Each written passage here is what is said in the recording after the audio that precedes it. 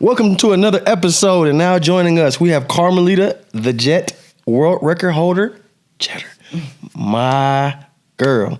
We spent some time on the circuit, and now let me tell you, I want to go ahead and say, you didn't have the most,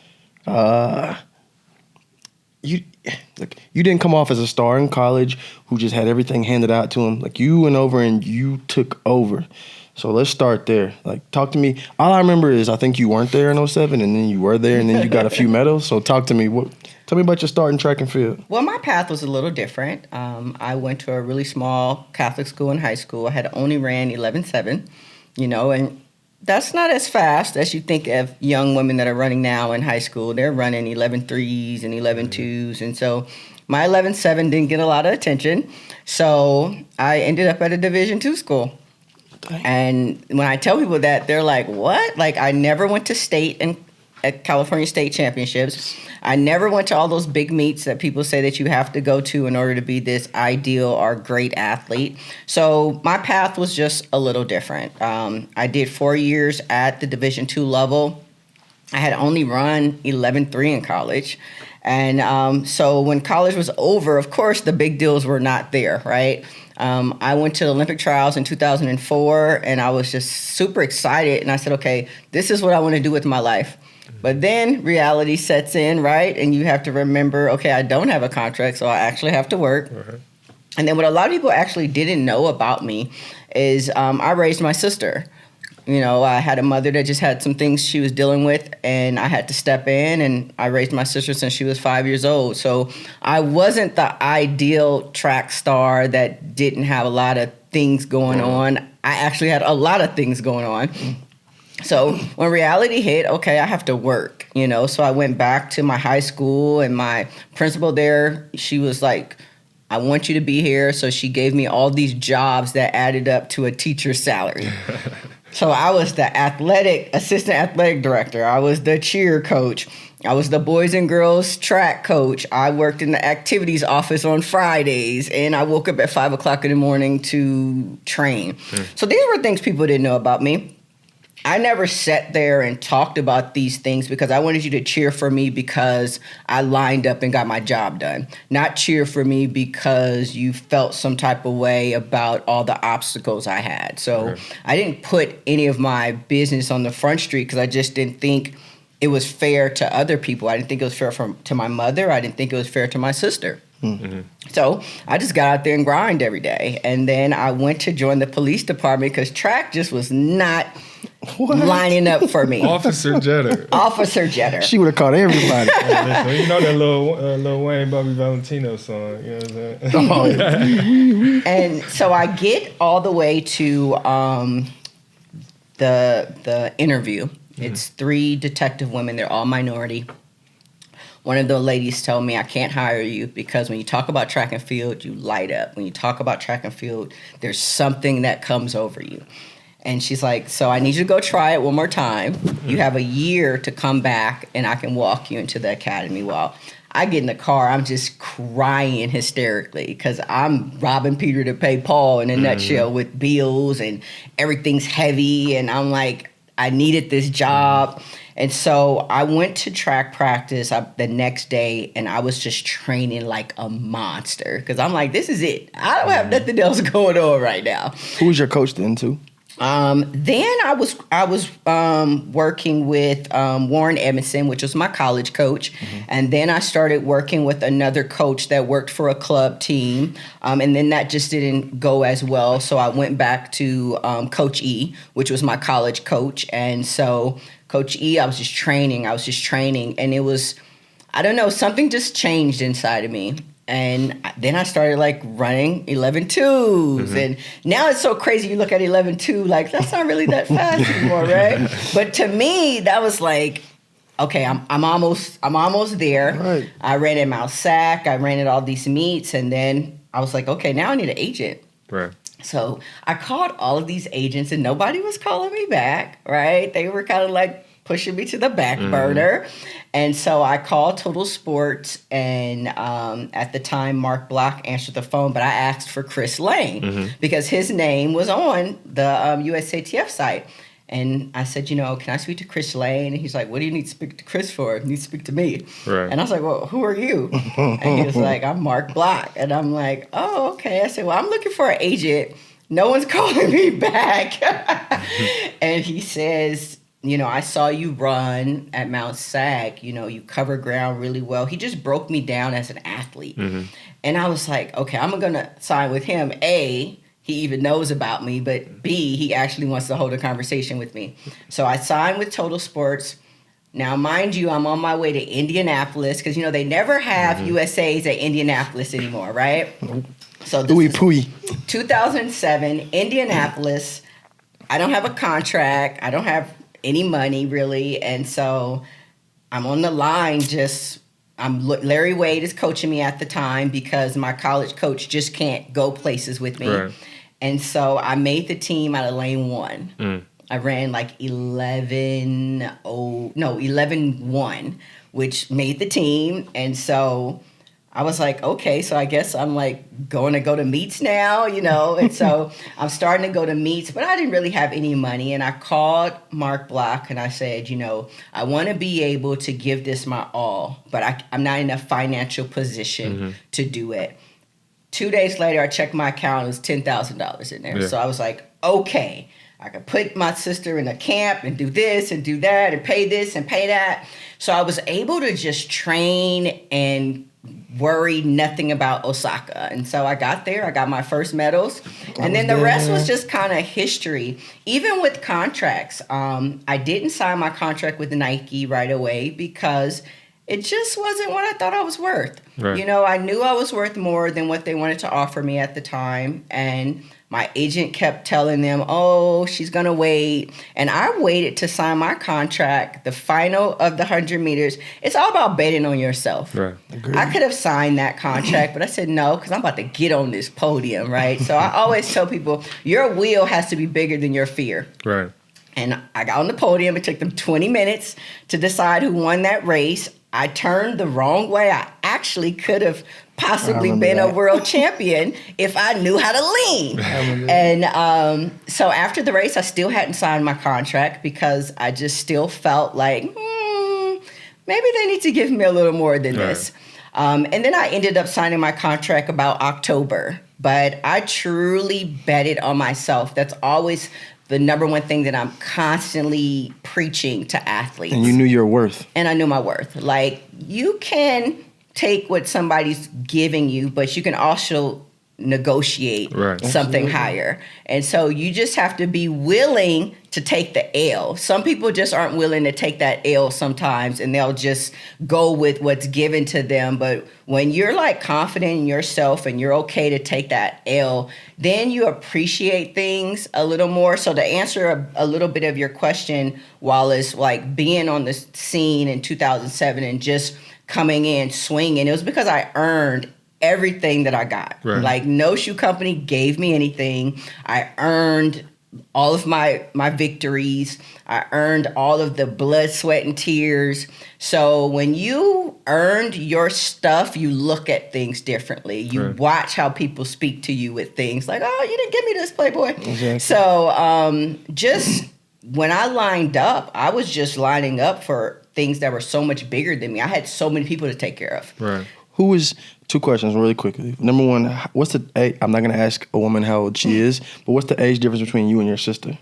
Well, 18 years. Gotcha. She just finished college recently, yes, right? She graduated from Clark, Atlanta. She's 26 now. I'm 43 now, but I was a lot older on the circuit than everybody else. I was in my 30s, my late 20s at first, and then my 30s.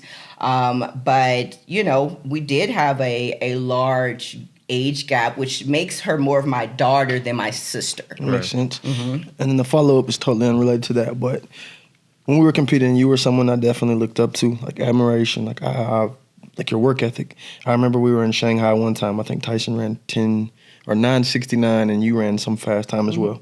But I remember walking by the weight room and seeing you and your coach in there lifting prior to a race. And I'm like, what the hell? Like, it's the last meet of the year. Why are you trying hard? But with that being said, like, can you identify any athletes, or can you name any right now that are competing that's you sort of see yourself in? I know you coach TT Terry, and there might be something there. But like, is there anybody else that when you look at them, you're like, yeah, I like what they're doing, and there's signs of me in that as well. Well, I never coached TT Terry. Oh. So I don't know where that came from. She was at USC, so I thought... She was at USC, but she was there before I got there. Gotcha, yes, but TT Terry, I've known her a very long time. Gotcha. I used to go up to USC. This was before I was a coach there, and I would talk to her about driving for 15 and 16 steps. And she is a phenomenal athlete, but I think what people fail to realize about TT Terry, she is highly educated. She has 2 master's degrees from the University of Southern California. Whoa.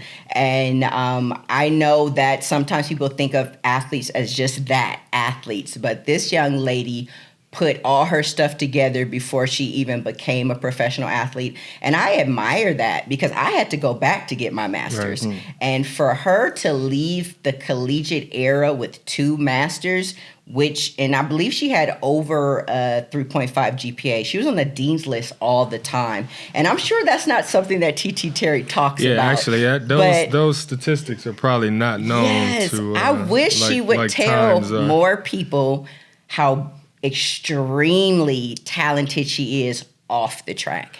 So speaking to your non-traditional approach to the sport of track and field, and obviously your experience as a coach, athlete or athlete coach, however you want to look at it, you now are afforded the ability to give opportunities, right? When you were a person who was maybe looked down upon or passed up for many opportunities in your athletic career in the beginning.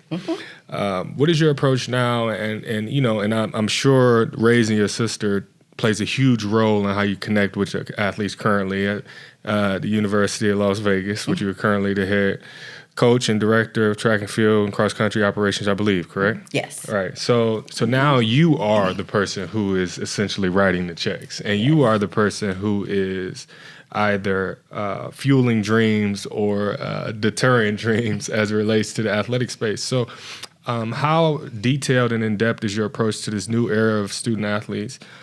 Because obviously we know that from a mental health standpoint or, from just a mental strength and development standpoint, the cognitive development of athletes from your era to now has changed, right?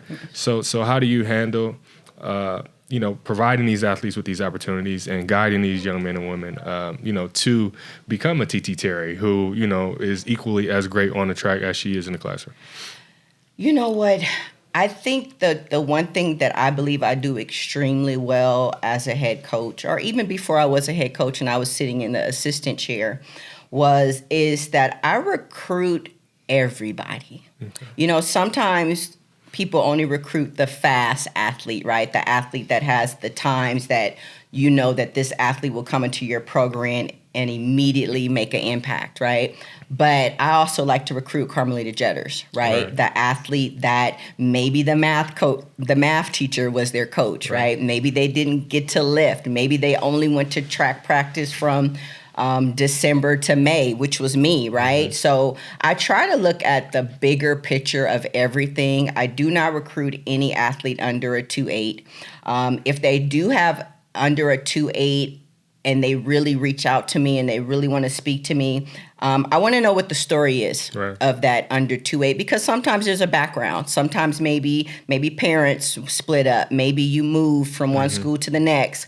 Maybe household has some issues that you're willing to tell me about. There's always a story of why grades have dropped.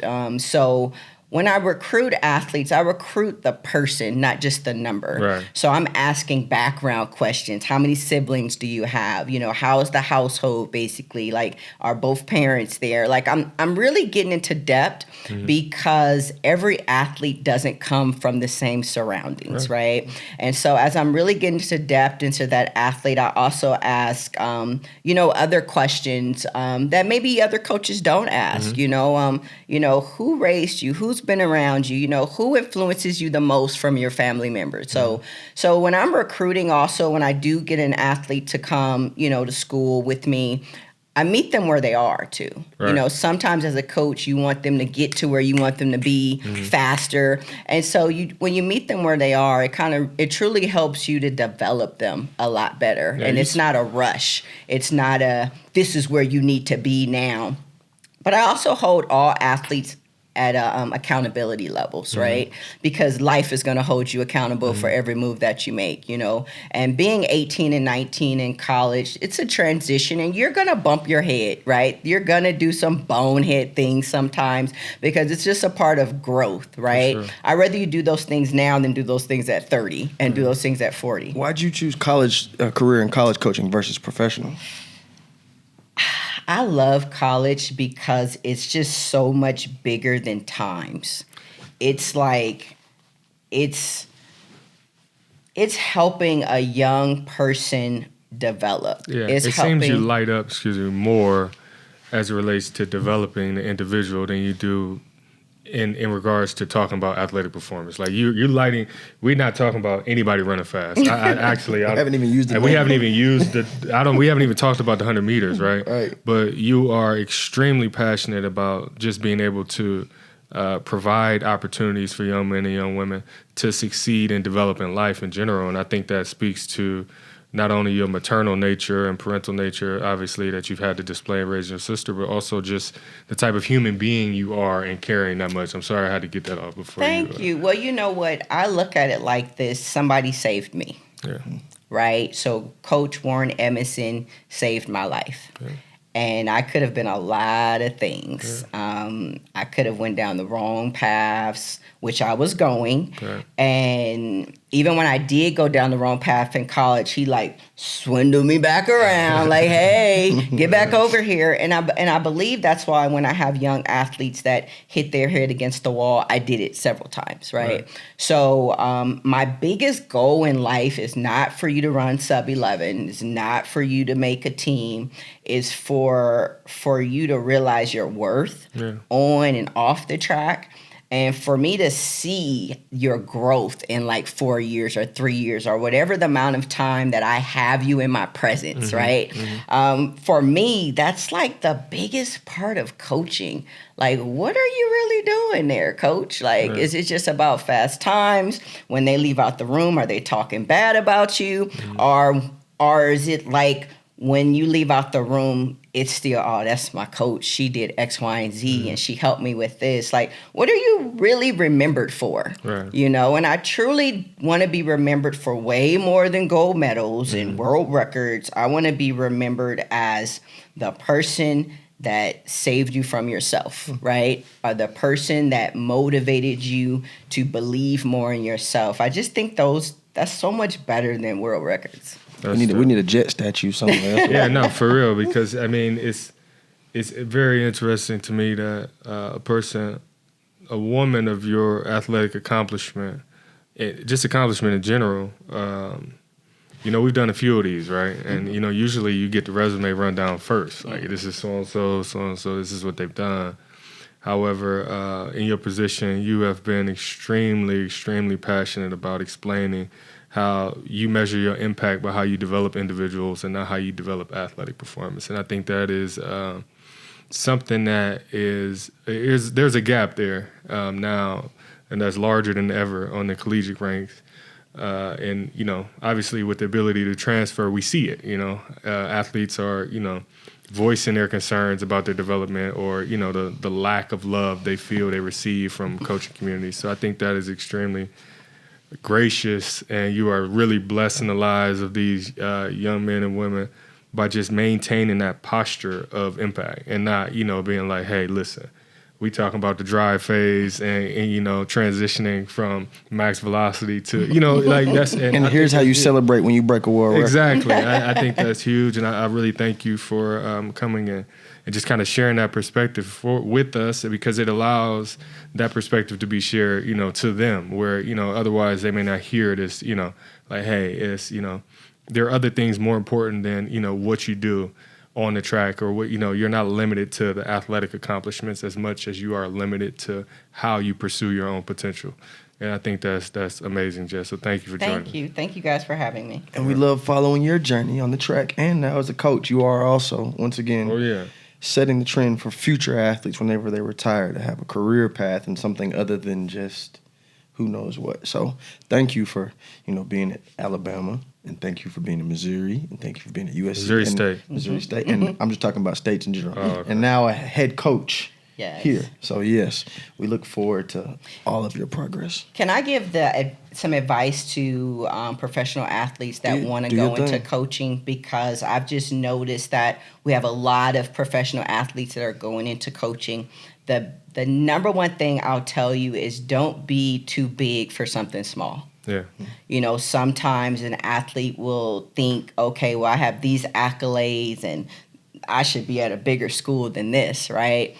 And it's not always the case. Sometimes you have to be at the school that really needs you at the time. Don't go chasing waterfalls. So really, and you might not start off with the big contract. Like my first coaching job was not a lot of money. But what I did ask for them to do was pay for my master's while I was there. Right. So you really just have to understand that there's a process to getting on the collegiate coaching level, and do not turn down something because in your mind it's beneath you, because you still have to learn how to be an NCAA coach or an NAIA coach or whatever division that you go into. It's not the same world as being a professional athlete. So my only advice to athletes that want to go into coaching is you have to start somewhere, and don't think of it as the bottom. Think of it as an experience. Well, you heard it here from the best, the Jet herself. Where do they follow you on social media? I know you said you're a TikToker now, since you recruit. I am not a TikToker. right. Don't listen to him. I'm on Instagram. JetG5 is my Instagram handle. I'm on Twitter, Carmelita Jeter. I'm at UNLV, University of Nevada, Las Vegas, women's only program. First year as a head coach. Very, very excited to lead the charge with these Rebels and the support staff that I have, from my AD to my academic advisor to my sports admin. I'm just really excited to be in a place that I can call my own. Well, congratulations, and thank you for joining us, and hopefully we get a chance to see the beautiful facility over at UNLV. I know we're not far from, I feel like I can see the stadium from here. So, well, thank you for joining us. Carmelita Jeter, ladies and gentlemen.